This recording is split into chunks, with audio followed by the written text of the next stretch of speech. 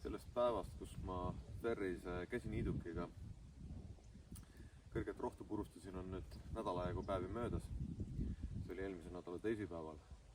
Rihm tuli maha ja täna ma mõtlesin, et ma panen selle rihma enne, kui ma masina tagasi viin, peale tagasi. Ja vaatame, kuidas see mul õnnestub.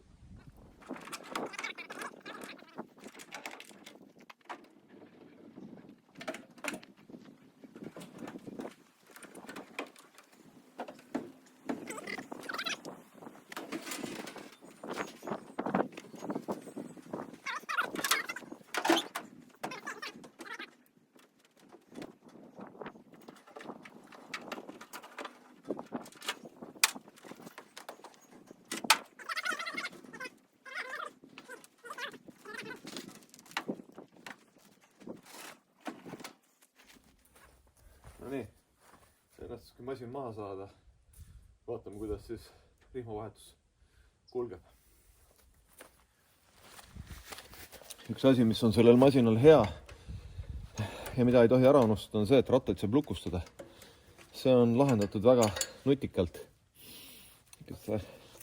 klambritega. Ja nüüd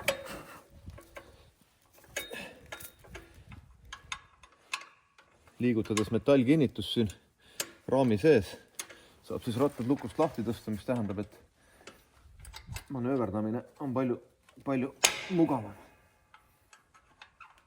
Aga teinekord, kui on vaja kaldpinnal töötada, siis selline lukustatud ratas on jällegi eelistatud. Olgu siis see video ka tehtud. Kui selle masinaga niita, siis see tagumine horisontaaltala, mis minu arusaamise järgi peaks kaitsma seda kettülekannet siin, hakkab takistama, kui pind on ebatasane. Vaadake, kui madalal see on. See on hinnanguliselt, ma ei tea, 5 sentimeetrit. See ei ole, kuigi ma alguses nii arvasin, 2-3 sentimeetrit. Ja kui me lõikaorgani tõstame seal 10-11 sentimeetri kõrgusele, siis siit tagant jääb masin kinni. Kuna see ülekanne ratastele on ikkagi väga nõrk, see tähendab seda, et ise ta sealt üle ei vea ja kivi taha kinni. Ja tuleb masin seisma, et ta tagasi minna, kas takistus eemaldada või siis üritada teda sealt üle tõsta. Aga kui ei tea millegi tegemist, siis tuleb igal juhul seisma jätta. Nii et kui osta see masin ja eeldada, et ma lähen sellega sellisele mättelisele pinnale, siis see ei pruugi olla kõige õnnestunum ost ja kõige õnnestunum lahendus. Et pind peaks olema tegelikult laitmatult sile. Minu arust see on selle suurepärase ja väga võimsa masina kõige suurem miinus. Just see sama tala siin all. Meil ei kokkulepe, et ma tagastan masina puhtana ja ma kohe alustan selle lõikaorgani puhastamist. Aga enne veel ma tahtsin juhtida tähelepanu paarile huvitavale detailile. Siin all on üpris hästi näha, et lõiketera on, ma pakun 2 millimeetrit ennast sisse lõiganud korpusesse.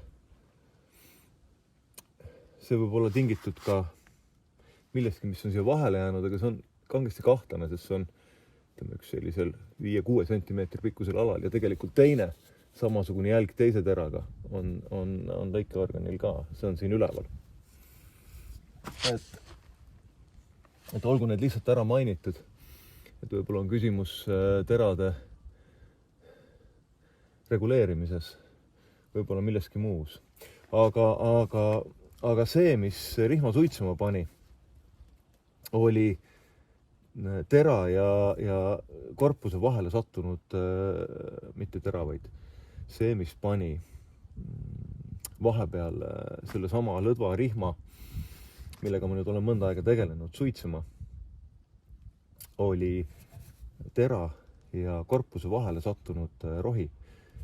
Ja kui rohi on sinna sattunud sihukese nutsakana, siis tera ennast lahti tõmmata ei suuda, tuleb masin üles kallutada nagu praegu ja siis see käsitsi ära võtta, mis on küllaltki tüütu. Aga kui see on tehtud, siis on kõik hästi ja muidugi jällegi kas siit on näha see tagumine horisontaaltala, mis kaitseb kettülekannet. peamised seisma jäämised olid tingitud selle talaga mingite kivide taha kinni jäämisest. Ja kui see toimub paksu rohu sees, siis on selge, et osa rohtu lõigatakse maha, see jääb siia tera ja korpuse vahele ja hiljem käima tõmmata masin ennast või masin terasid käima tõmmata enam ei suuda. See on midagi sellist huvitavat ja jälle ebameeldivat, mis otse kui ei lubaks seda masinat soovitada.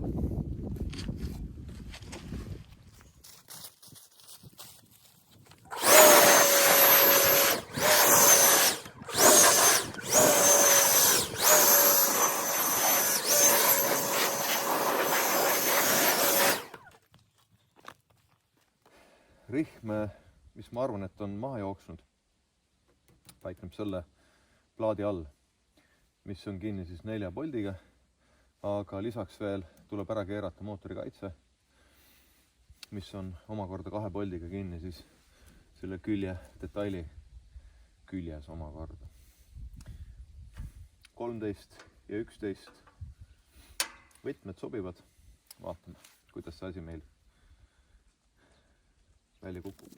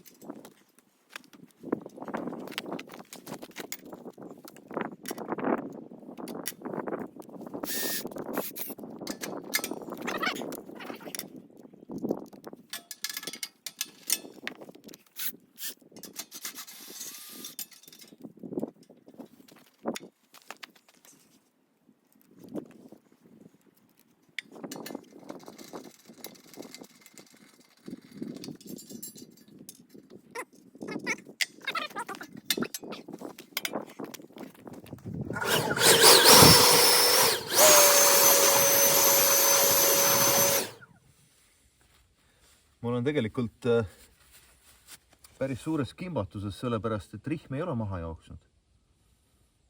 Ükski rihm ei ole maha jooksnud. Ühesõnaga, selle rihma asukoht on õige, maha ta kuskilt jooksnud ei ole. Ja ainus, mida ma suudan leida, kus seda rihma pingutada saab, on seesama turvalüliti. Kui see üles tõmmata, siis pingutatakse alt rihm ja mootori jõud läheb lõikeorganile. Ja kui see siit vabaks lasta, mul on ta praegu teibiga kinni, siis läheb rihm lõdvaks, lõikeorgan jääb seisma. Et nüüd on mutri jagu kuskil 5 mm peale keeratud. Ja rihma suhtes pole mitte midagi muutunud. Järelikult see ei saa olla põhjus ja ma keeran siit tagasi, nii nagu ta alguses oli. Nojah, kõige lõpuks torkas mulle pähe, võtsin nüüd telefoni kätte, torkas mulle pähe, et äkki see rihm on vale. No, kui te vaatate seda lõtku, mis siin sees on praegu, sõrm mahub siia vahele ja rullik on pingul asendis, ehk siis see rihm peaks olema praegu pingul. Kui ma tõmban selle rihma täitsa pingule, siis näete, seljad lähevad kokku, mis tähendab seda, et see rihm lihtsalt hõõrduks ennast katki. Ja pole ju välistatud, et uus rihm hea nakkuusega töötas ilma, et nii-öelda see 3. rullik oleks pidanud nagu täielikult tööd tegema. Ja alles siis, kui samas on imelik. Igal juhul töö ajal läks mul masin paar korda suitsema ja suitsema läks just see sama rihm. Sellepärast, et hammasrihmad veavad, see ka vedas, aga libises, kuna alt lõikeorgan oli siis ummistunud. No kas see sai niimoodi välja venida? Kahtlane. Kas see saab vale olla? Võimalik. Kas see saab sealt olla lahti loksunud? Võimalik. Igal juhul mina sellele praegu lahendust ei leia, ootan ära Ferrise esindaja, kes tuleb siia, vaatab minuga koos selle üle ja siis me otsustame, mida me teeme. Ma isegi ei hakka seda katet praegu peale panema, see oleks minu arust liigne töö. Keeran ta õrnad kinni ja nii jääb. Nii et igal juhul väga huvitav olukord.